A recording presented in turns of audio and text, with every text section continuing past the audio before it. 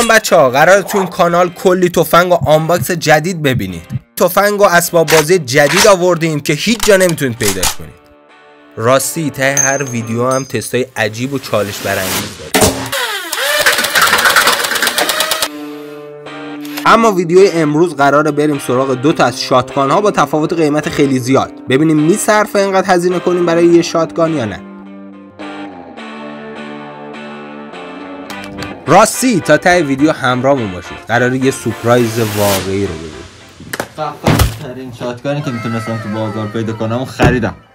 میخوام ببینم کی میاد رو دسته شاتگان. کی میاد؟ چیه؟ چند؟ 2 میلیون. چقدر؟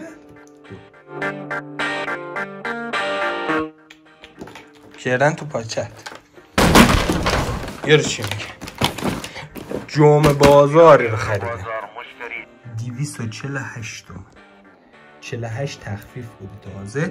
200 تومن دادن. نارنجک، بیسیم رادور، شمشیر، هفتیر، شاتگان. تو تست میبینی؟ چه تو تست میبینیش.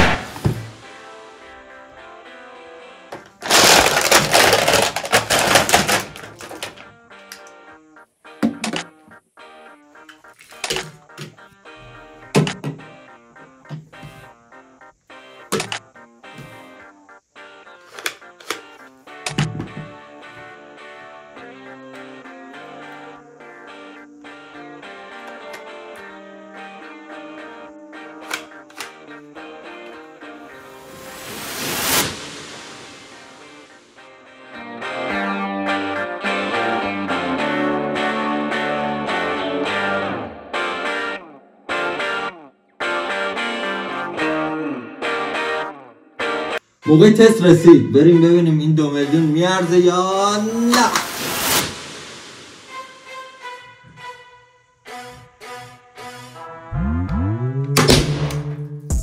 پشمام ها. پشمام.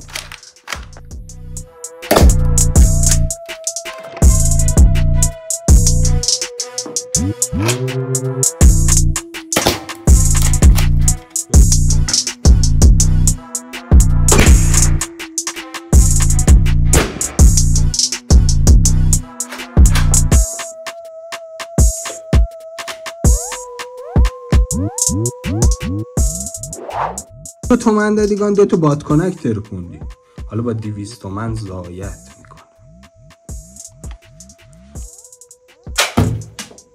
ریدی که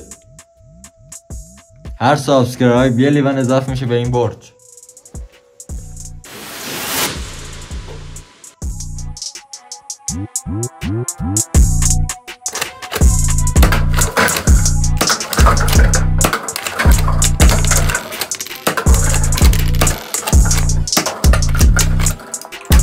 تست منو که دیدی. حالا نوبت تو. اصلا لازم نیست خیلی گام بزنی. فقط بزن سرم. یه تیر دقیق میخوام بزنی اینجا. اینجا بزن دیگه، منتظر تیرم.